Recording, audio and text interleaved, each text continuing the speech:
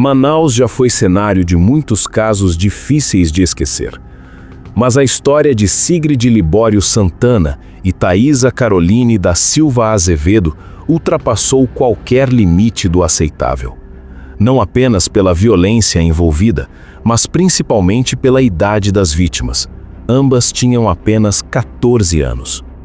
Era fevereiro de 2020. Enquanto a cidade dormia, duas adolescentes conversavam na frente de casa, tentando entender como lidar com algo que já vinha tirando o sono de uma delas, ameaças constantes feitas por criminosos da região. O medo era real, e naquela madrugada ele ganharia forma. O que começou como uma conversa entre amigas, terminou como um dos episódios mais chocantes já registrados na capital amazonense.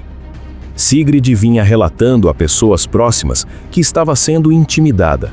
Comentava que indivíduos ligados a um grupo criminoso acreditavam que ela teria ligação com facção rival. A suspeita teria surgido por causa de gestos feitos em vídeos nas redes sociais. Uma interpretação precipitada que, naquele contexto, podia custar a vida. Thaisa, amiga e vizinha, estava ao lado dela. As duas costumavam passar boa parte do tempo juntas. Naquela noite, a presença de Thaisa representava apoio. Nenhuma das duas imaginava que estariam sendo observadas. Por volta das 3 da madrugada do dia 6 de fevereiro de 2020, homens armados surgiram repentinamente.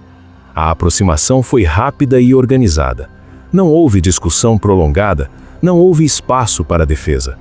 Testemunhas relataram que Sigrid tentou correr, mas foi alcançada e dominada com violência.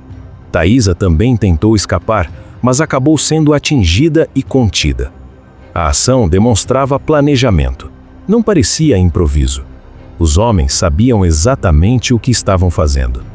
As duas adolescentes foram levadas para um imóvel abandonado, que, segundo investigações posteriores, era utilizado como local de julgamento por integrantes de organização criminosa, um chamado Tribunal do Crime. Ali, regras paralelas substituíam qualquer noção de justiça formal. A partir daquele momento, o cenário deixou de ser apenas uma abordagem violenta e se transformou em algo muito mais sombrio. Dentro do imóvel, as adolescentes foram submetidas a agressões físicas e psicológicas.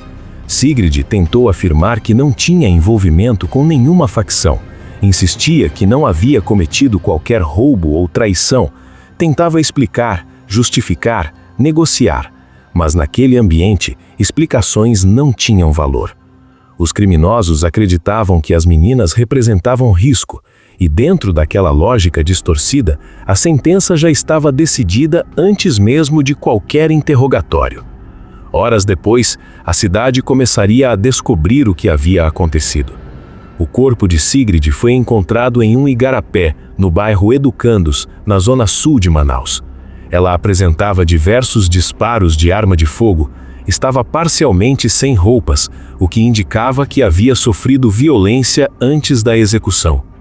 Pouco tempo depois, o corpo de Thaisa também foi localizado, na mesma região.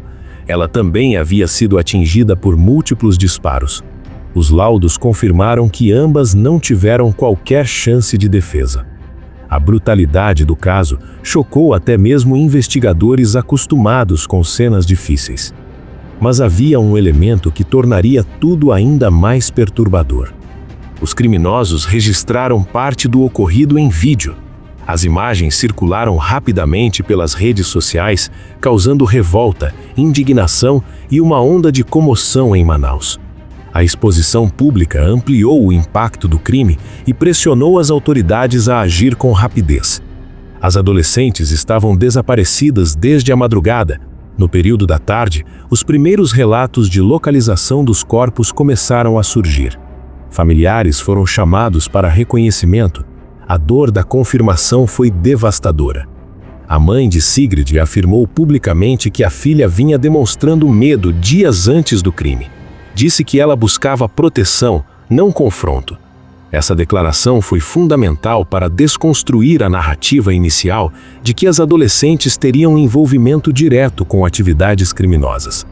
As investigações não encontraram provas de que as meninas integrassem qualquer organização. O que ficou evidente foi a vulnerabilidade. O caso revelou uma realidade dura.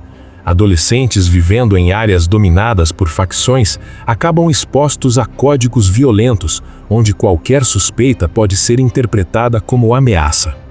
Nos dias seguintes, a polícia iniciou uma operação para identificar os responsáveis. Diversos suspeitos foram apontados como participantes diretos na execução e na estrutura do chamado Tribunal do Crime. Entre os nomes que surgiram nas investigações estava o de Erickson de Lira Reis, conhecido como Chico Liu, apontado como um dos principais envolvidos. Outros homens também foram identificados como participantes da ação. A repercussão foi imediata. O bairro onde as meninas moravam mergulhou em luto. O velório reuniu moradores, amigos e familiares que ainda tentavam compreender como duas adolescentes tiveram um destino tão cruel. O silêncio nas ruas dizia mais do que qualquer palavra. O caso deixou uma marca profunda em Manaus. Ele evidenciou não apenas a violência praticada por grupos criminosos, mas também o quanto jovens podem se tornar alvos dentro de conflitos que sequer compreendem totalmente. 4 anos passaram até que o processo principal chegasse ao tribunal do júri. Em novembro de 2024, Erickson de Lira Reis foi julgado e condenado a 34 anos de prisão, sendo 17 anos por cada uma das mortes.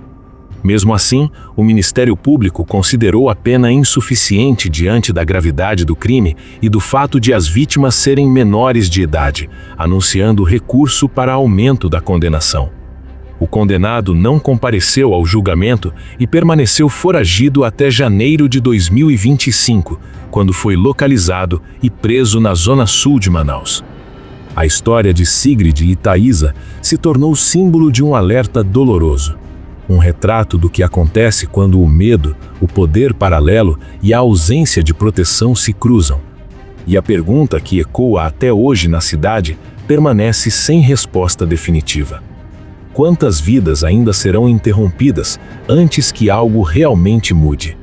Após a confirmação das mortes de Sigrid Libório Santana e Thaisa Caroline da Silva Azevedo, Manaus mergulhou em um sentimento coletivo de indignação e medo. Não era apenas mais um caso de violência urbana.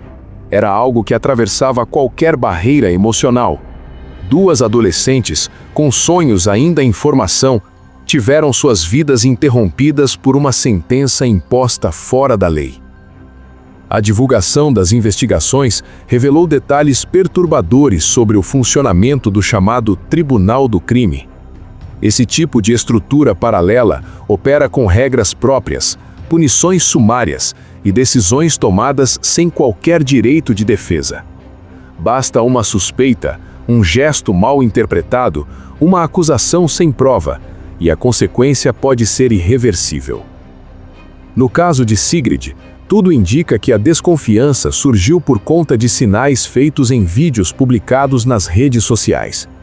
Em regiões dominadas por facções, gestos considerados comuns em outros contextos podem ser vistos como afronta ou declaração de alinhamento com grupos rivais.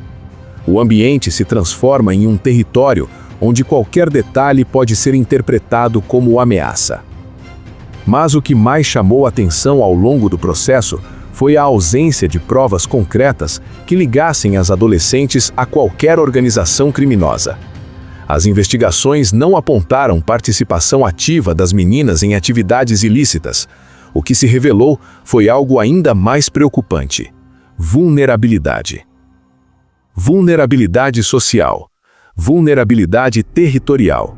Vulnerabilidade de idade. A mãe de Sigrid reforçou diversas vezes que a filha vinha demonstrando medo dias antes do ocorrido. Ela não buscava confronto, buscava proteção. Essa informação foi essencial para mudar a percepção inicial que circulava informalmente na comunidade. Enquanto isso, as autoridades avançavam na identificação dos envolvidos. Entre os nomes apontados estavam Erickson de Lira Reis, conhecido como Chico Liu, além de outros suspeitos que teriam participado da abordagem, da condução ao imóvel abandonado e da execução. As prisões aconteceram ao longo dos meses seguintes, mas o processo judicial se estendeu por anos. O tempo da justiça é diferente do tempo da dor das famílias. Foram 4 anos até que o caso chegasse ao tribunal do júri. Em 26 de novembro de 2024, Erickson de Lira Reis foi condenado a 34 anos de prisão, sendo 17 anos por cada uma das mortes. A decisão representou um passo importante, mas não encerrou completamente o sentimento de inconformismo. O Ministério Público considerou a pena inferior à gravidade do crime, especialmente pelo fato de as vítimas serem menores de idade, e anunciou recurso para aumento da condenação. A discussão jurídica passou a envolver não apenas a responsabilização individual, mas também a mensagem que a sentença enviaria à sociedade. Mesmo condenado, Erickson não compareceu ao julgamento e permaneceu foragido até 10 de janeiro de 2025, quando foi localizado e preso na zona sul de Manaus. A captura trouxe um novo capítulo ao caso, reforçando que, apesar da demora, a responsabilização continuava em andamento. Mas nenhuma decisão judicial é capaz de devolver o que foi perdido. Nos bairros da Zona Sul, a memória das 2 adolescentes permanece viva. Relatam que o caso mudou a forma como muitos pais passaram a observar o cotidiano dos filhos. O medo passou a fazer parte da rotina. Conversas aparentemente simples, amizades, postagens em redes sociais, tudo passou a ser analisado com cautela. A história de Sigrid e Thaísa escancarou uma realidade que muitas comunidades já viviam em silêncio. Adolescentes podem se tornar vítimas diretas de conflitos que extrapolam sua compreensão. Quando organizações criminosas assumem o controle informal de territórios, regras próprias passam a valer. E essas regras não seguem critérios legais, nem respeitam idade. O impacto psicológico também foi profundo. Colegas de escola, amigos e vizinhos enfrentaram o trauma coletivo de assistir à repercussão do caso e lidar com a ausência repentina das 2 jovens. O sentimento dominante era de incredulidade. Como algo assim pôde acontecer tão perto de casa? Especialistas em segurança pública apontam que casos como esse revelam a necessidade de políticas preventivas mais eficazes, presença estatal constante e proteção de jovens em áreas vulneráveis. Porque quando o poder paralelo se impõe, o espaço para diálogo desaparece. O que aconteceu naquela madrugada não foi apenas um ato isolado de violência, foi o reflexo de um cenário onde medo, desinformação e domínio territorial se misturam. E nesse ambiente, a linha entre suspeita e sentença pode ser assustadoramente curta. Hoje, o caso permanece como símbolo de alerta em Manaus. Ele é lembrado não apenas pela brutalidade, mas pela idade das vítimas, 14 anos. Uma fase que deveria ser marcada por escola, amizades, planos para o futuro. Em vez disso, tornou-se uma marca permanente na história da cidade. Conclusão. A história de Sigrid Libório Santana e Thaísa Caroline da Silva Azevedo não pode ser reduzida a números de processo ou anos de condenação. Ela representa algo maior, a fragilidade da juventude diante de estruturas criminosas que impõem medo e silêncio. Casos como esse nos obrigam a refletir sobre responsabilidade coletiva, proteção social e o papel do Estado em áreas vulneráveis. Porque quando o poder paralelo se impõe, o espaço para diálogo desaparece.